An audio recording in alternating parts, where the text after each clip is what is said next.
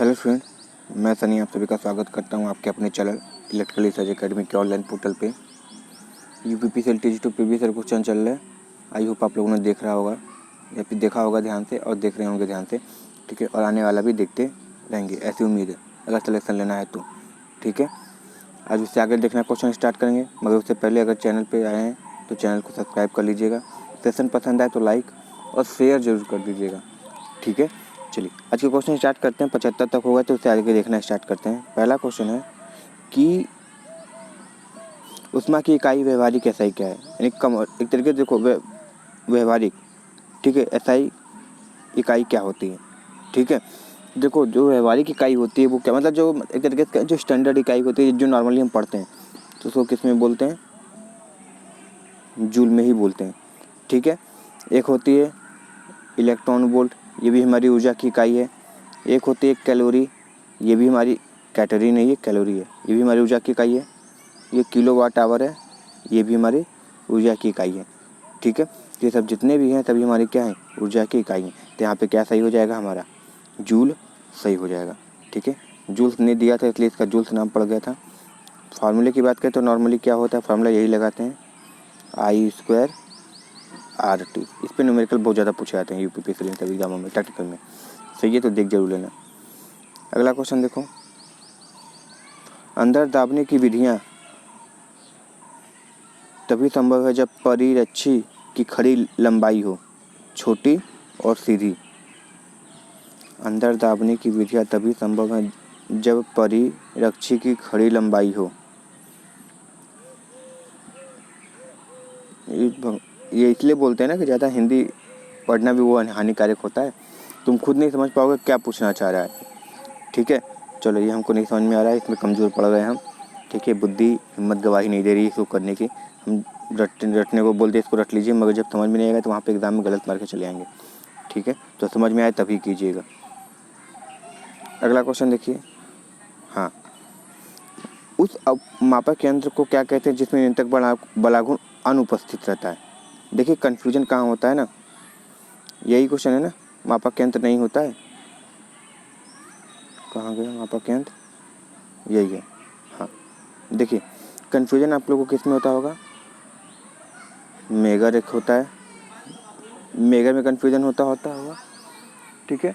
एक मेगर हो गया, दूसरा आपको किस में, यही पावर फैक्टर मीटर में ही दिक्कत होता होगा, क्योंकि मेगर में भी हम ना एडी करंट से, ना स्प्रिंग से, सॉरी कंट्रोलिंग की बात करें, ना ग्रेविटी से, ना स्प्रिंग से, किसी से हम लोग क्या करते हैं उसमें कंट्रोलिंग नहीं देते।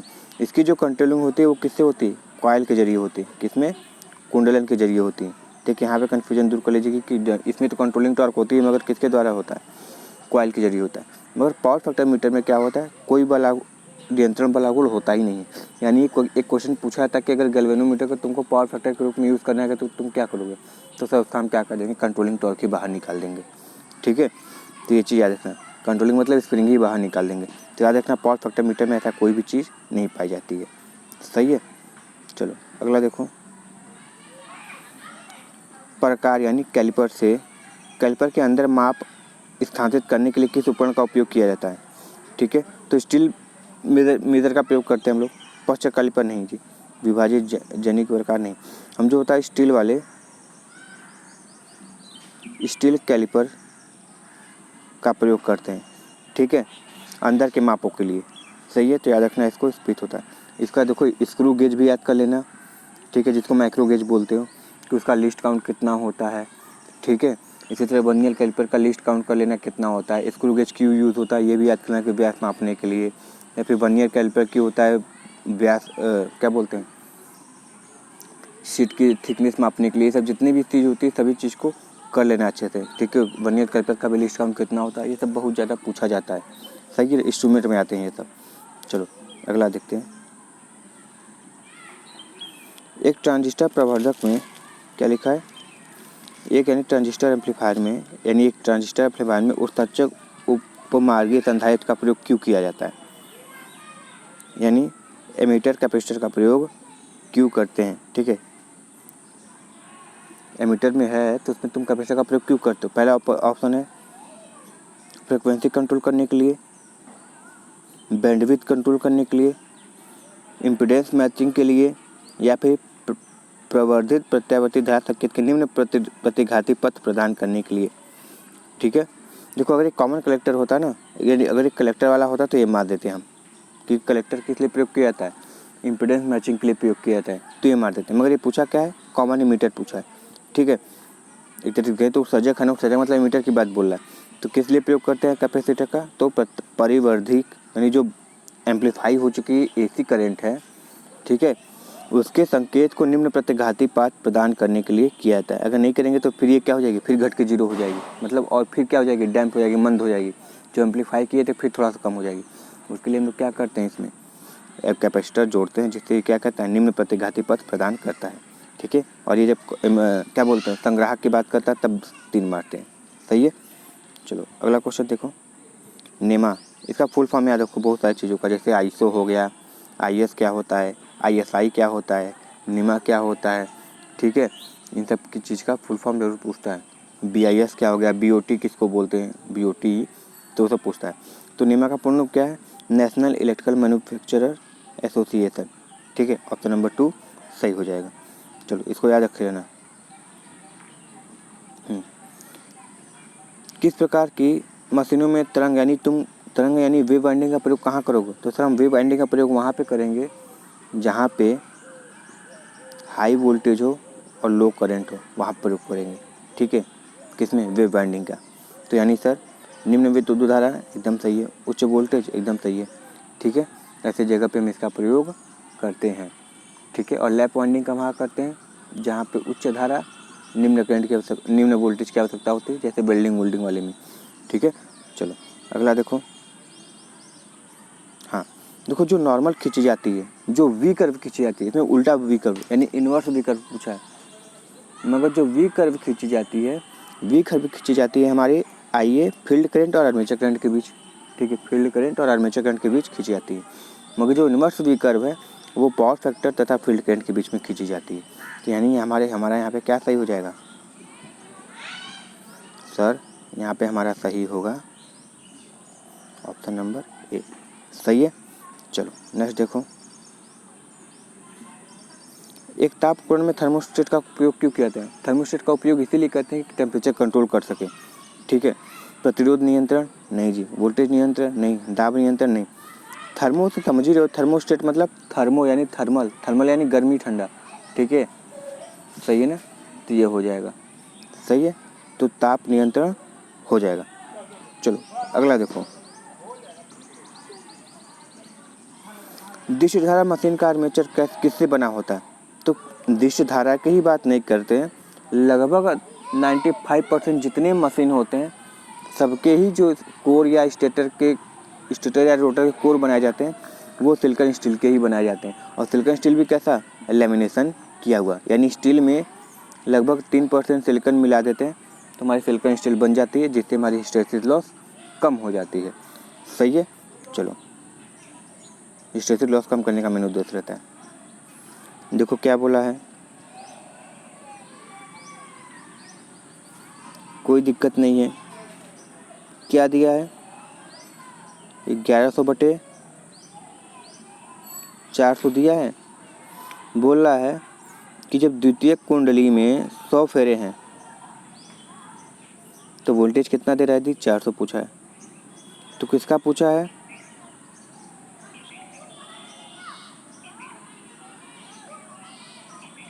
प्राथमिक कुंडली का पूछा है ना। फेरों की संख्या कितनी होगी, तो फेरों की संख्या एक्स में बताओ, यही है ना। चलो अब कैसे निकलेगा ये, द्वितीय कुंडली में तो 100 फेरे हो गए थे, ये 100 दिया है जी, ये 100 दिया है। ठीक है, हम 400 लिख रहे हैं, 100 है। चलो सॉरी, ये 400 ही है जी,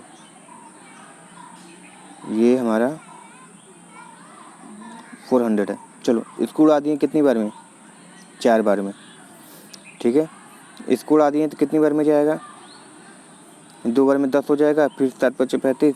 ठीक है, कितनी बार में, 275 बार में चला जाएगा, यानी एक्स की वैल्यू कितनी है, 275। सही है, याद रखना 275 आंसर हो जाएगा। चलो अगला देखो। कोरोना हानि किस पर निर्भर नहीं करती, कंडक्टर की दक्षता करती है, मौसम की स्थिति करती है, स्वच्छता करती है। ठीक है। कंडक्टर क्लीन होना चाहिए, धूल मिट्टी नहीं जमी होनी चाहिए, ठीक है।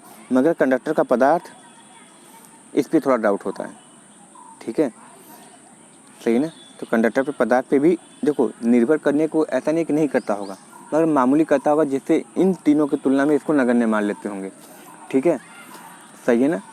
चलो आगे बढ़ते हैं।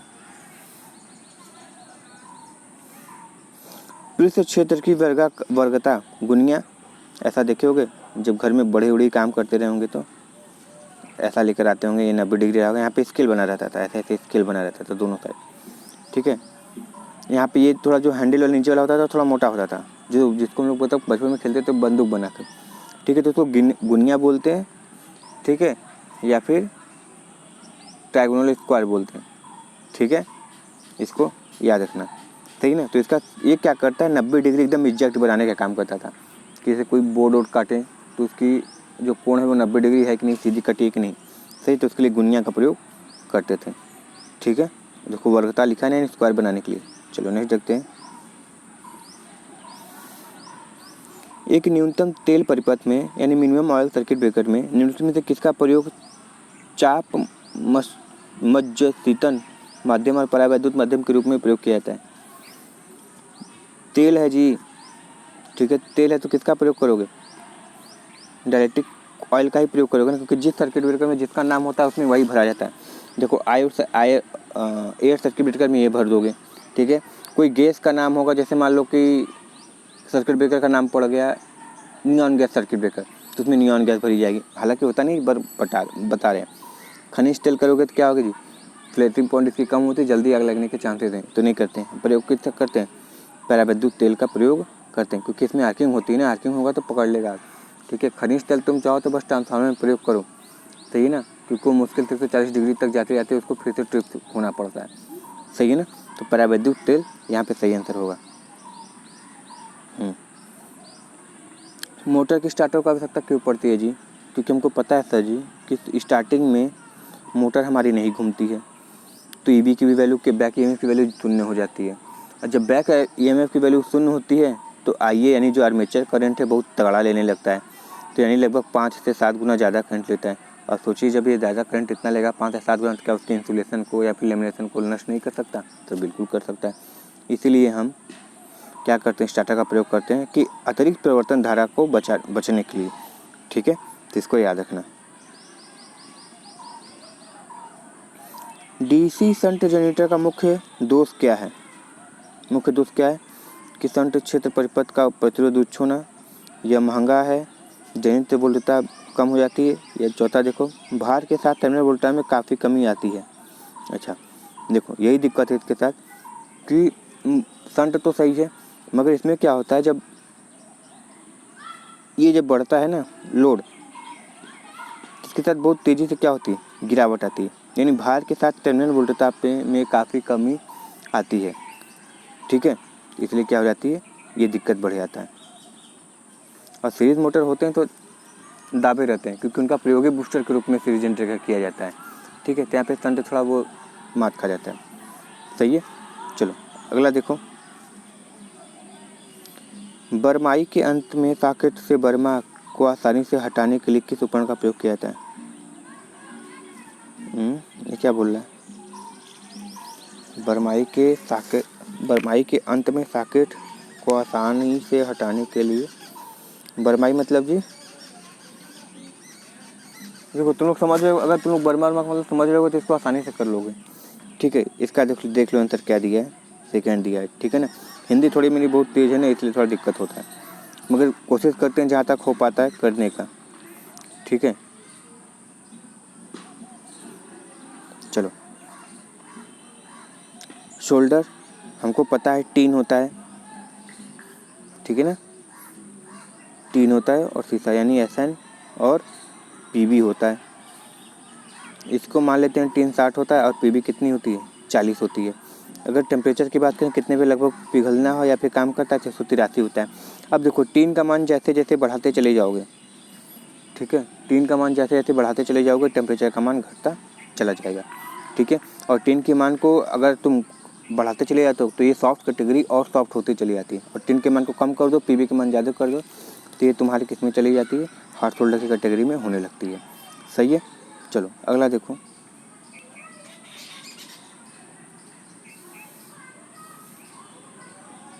कुंडली भुजा की संख्या, कुंडली की संख्या क्या होती है। ठीक है, यानी देखो एक कॉइल है, एक कॉइल होती है और एक होती है कॉइल साइड, जिसको हम लोग सिंपल भाषा में चालक बोलते हैं। ठीक है, तो ये संख्या क्या होती है, तो याद रखना बहुत बार हम लोगों ने ये चीज़ जिक्र किया है। क्या, देखो ये जिक्र किया है हम लोगों ने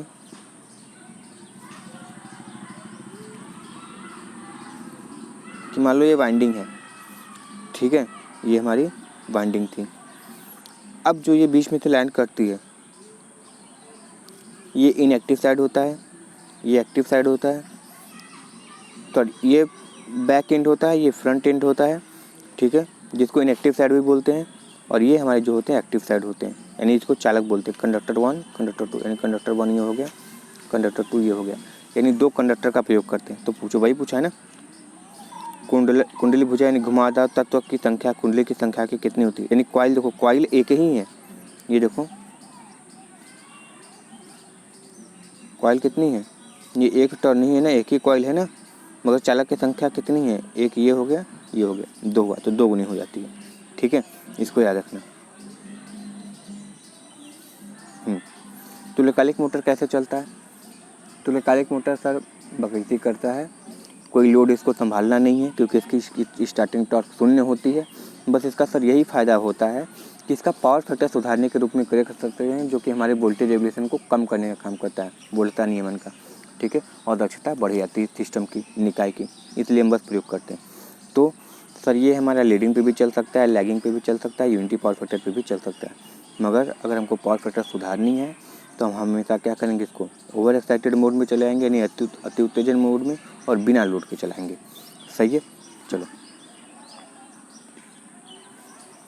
किस प्रकार का प्रतिरोध वोल्टता पर निर्भर करता है।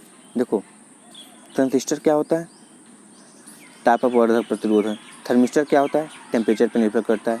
एलडीआर क्या है, लाइट पर निर्भर करता है। मगर जो वेरिएस्टर है हमारा, वोल्टेज डिपेंडेंट है।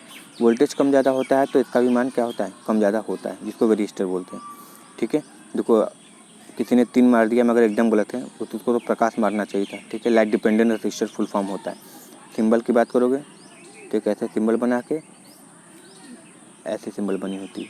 ठीक है, चलो अगला देखो, यूपीएस किसकी बनी होती है। सर यूपीएस हमारी बनी होती है निकल कैडमियम की। ठीक है, याद रखना, यूपीएस निकल कैडमियम। हमारी जो कारों में बैटरी होती है वो LA बैटरी यानी लेड एसिड बैटरी होती है। ठीक है, हमारी जो मोबाइल में लगी होती है वो कैसी बैटरी होती है, सर वो लिथियम आयन बैटरी होती है, और वो सेकेंडरी टाइप की होते हैं। ठीक है, तो ये सब चीज़ें याद रखना, बहुत ज़्यादा पूछी जाती है। मगर इसका सही आंसर जो है, सर इसका सही आंसर तो एक ही होगा। वो कौन सा है, निकल कैडमियम। सही है। चलो अगला देखो, बाबू सेशन पसंद आ रहा है तो इसको लाइक शेयर जरूर कर देना है, और नए चैनल पर नहीं होगा सब्सक्राइब जरूर करना। CRO यानी कैथोड रे ऑसिलोस्कोप। ठीक है, कैथोड इसलिए बोला, कैथोड मतलब निगेटिव टर्मिनल होता है। नेगेटिव टर्मिनल से क्या होता है, इलेक्ट्रॉन निकलते हैं जो बहुत त्वरित होकर फॉस्फर के स्क्रीन पर टकराते हैं, और एक पैटर्न बनता है। पैटर्न उसी हिसाब से बनता है जिस हिसाब से हम लोग सप्लाई देते हैं, यानी साइनसोइडल का सप्लाई देंगे तो पैटर्न भी साइनसोइडल ही बनता है। तो आसानी से देखा जा सकता है कि हाँ सर साइनसोइडल मिला है। अब देखो CRO का हृदय यानी ब्रेन बोलो, धड़कन बोलो, दिल जान जो भी बोलो, वो क्या है, CRT।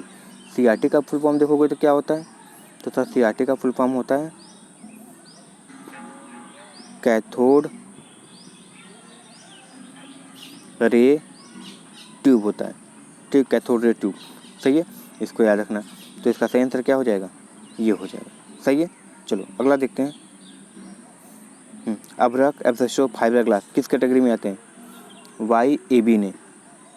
एक Y होता है, A होता है, B होता है, ये B में आते हैं। हमारे Y में क्या आते हैं, कागज़ हो गए, ठीक है, काटन हो गए, ये सब किस में आते हैं, हमारे इसमें आते हैं। अगर इसके टेम्परेचर की बात करें तो सर ये 90 डिग्री टेम्परेचर होता है, ये 105 डिग्री टेम्परेचर होता है, ये 120 डिग्री टेम्परेचर होता है, B वाला।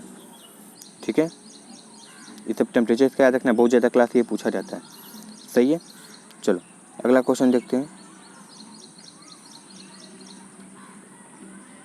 क्या बोला है, एक रंग कोडित कार्बन प्रतिरोध है, पहला बैंड, दूसरा बैंड, तीसरा बैंड और चौथा बैंड है। ठीक है, कोई दिक्कत नहीं। पहला बैंड किसका है, लाल है, बीबी रॉय यानी 2। दूसरा बैंड किसका है, लाल है, तो फिर 2 हो जाएगा। तीसरा बैंड कितना है, नीला है, तो क्या होता है, बीबी रॉय ऑफ ग्रेट ब्रिटेन यानी 10 के घाते 7 आ रहा है, 10 के घाते 7, तो कितना लगाना पड़ेगा, 7 जीरो लगाना पड़ेगा। 10 के घाते 7 आ रहा है ना जी। अच्छा, बी रॉय ऑफ ग्रेट ब्रिटेन 6 आ रहा है जी। हम बी यानी ब्लैक को भी गिन लेते, वो नहीं आएगा। ठीक है, कितना होगा ये 6 होगा। तो 10 के खाते 6 यानी 3 ये हो गया, तो 5 1 6। हाँ, और टॉलरेंस कितना है, कौन दिया, सुनहरा दिया। सुनहरा है तो 5% होता है ना जी।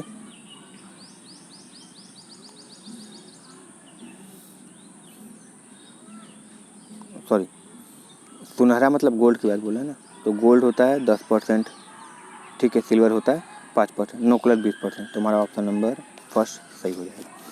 सही है, तो इस तरीके से क्वेश्चन आते हैं। सही है, अब जो कि इसको लिखने को ऐसे भी लिख सकता है, इस तरीके से भी ऑप्शन आ सकता है, 20 मेगा ओम। ठीक है, तो कंफ्यूज नहीं होना है। सही है ना। चलो, हम लोग आज के सेशन कंप्लीट करते हैं। 100 क्वेश्चन हो गए। मिलते हैं नेक्स्ट वीडियो में बाबू। मगर ये सेशन पसंद आए तो इसको लाइक शेयर जरूर किया करो, और मिलते हैं नेक्स्ट वीडियो में। Thank you very much and all the very best. Vande Mataram.